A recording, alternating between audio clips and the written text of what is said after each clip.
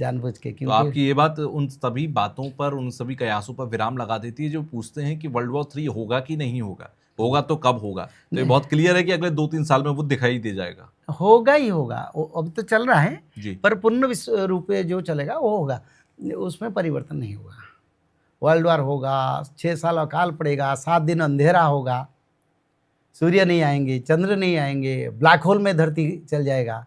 और ये सब उन चीज के लक्षण है जब परमाणु बम कहीं गिरता है नहीं, तो इस नहीं। तरीके की तस्वीरें होती हैं कि परमाणु बम का इस्तेमाल होगा। परमाणु नहीं, एक नक्षत्र खंड आके समुद्र में गिरेगा। अच्छा। और उसी समय सारे टेक्नोलॉजी, सारे स्ट्रक्चर, सारे सैटेलाइट सब जलाकर नष्ट कर देगा और कोई कुछ नहीं रहेगा। एक आकाश से कोई पिंड गिरेगा? नहीं, नक्षत्र खंड मैं अच्छा। बताता हूँ। वो 3 टुकड़ा आके 3 महासागर में गिरेगा, लिखा है ना शास्त्र में। अच्छा। भविष्यमाल का पुराण में लिखा है। और वो आके धरती पर 3 समुद्र, एक भारत महासागर, दूसरा अरब महासागर, तीसरा प्रशांत महासागर, और सभी क्षेत्र को 10,000 फीट ऊपर पानी आएगा और सारे ब्रह्मांड अंधेरा छा जाएगा 7 दिन। और उसी समय प्रभु जी का नाम, त्रिकाल संध्या, भागवत पठन, माधव नाम जो अभी से कर रहे हैं, जो मैं प्रचार कर रहा हूँ जी, वो लोगों को अंधेरा नहीं दिखाई देगा।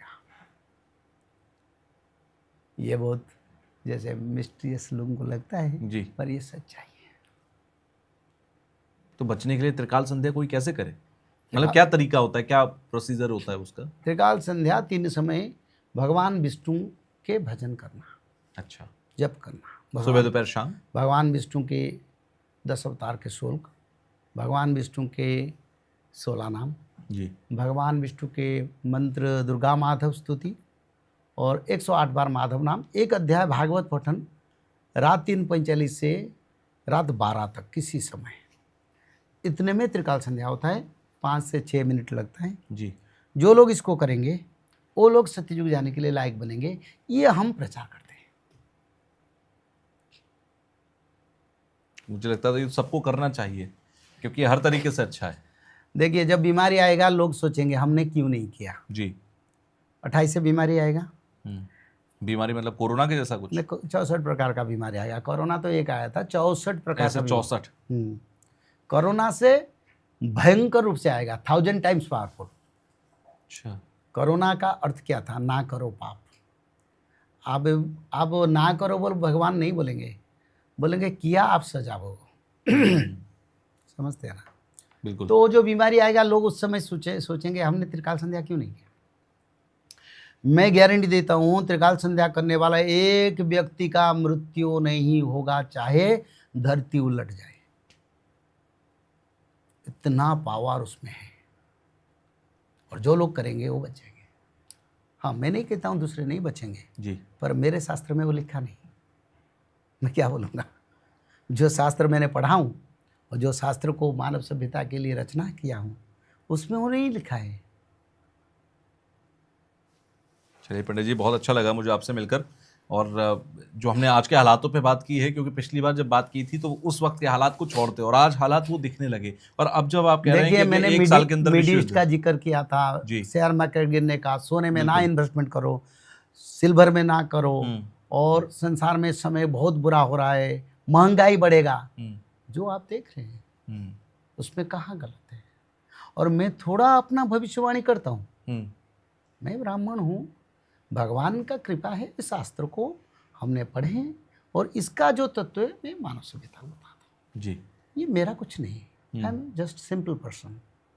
बट ये मानव के लिए जरूरी है, मानव को इसके ऊपर विचार करना चाहिए। जी, शास्त्र कभी असत्य नहीं है और शास्त्र हमारे के लिए लिखा है। हम लोग उसका अगर अमल करेंगे नहीं, उसको नहीं मानेंगे तो दुख तो हम ही भोगेंगे। बिल्कुल।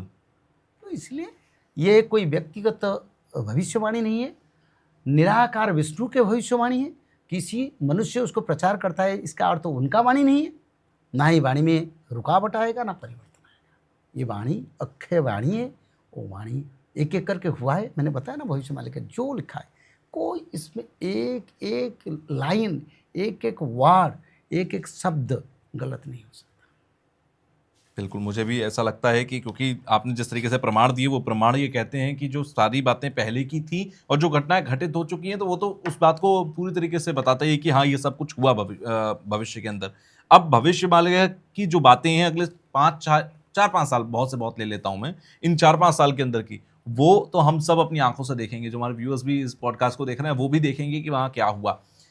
सो बहुत बहुत धन्यवाद, आप इस स्टूडियो में आए और इन सारी बातों को आपने बताया, त्रिकाल संध्या के बारे में आपने बताया, तो मुझे लगता है हर किसी को करना चाहिए, ना सिर्फ इसलिए कि वो आप सतयुग में जाएंगे कि नहीं जाएंगे, इसमें इसलिए जाति कि जाति धर्म वर्ण कुछ नहीं बिल्कुल है, जो भी चाहे करे, जी, बस करे, करना जरूरी है, करना त्रिकाल संध्या जरूरी है। बस। तो आप सब लोग त्रिकाल संध्या करें। और आप लोगों को क्या लगता है कि जो बातें हमने अभी तक करी इस पूरे पॉडकास्ट के अंदर, आपके हिसाब से वो क्या है, या आपको, क्योंकि ये इमेजिन कर पाना बड़ा मुश्किल होगा, मेरे लिए बड़ा मुश्किल है कि जो आप कह रहे हो कि वो होने वाला है 1 साल में 2 साल में, क्योंकि वो चीजें दिख रही है लेकिन उस हद तक नहीं दिख रही हैं।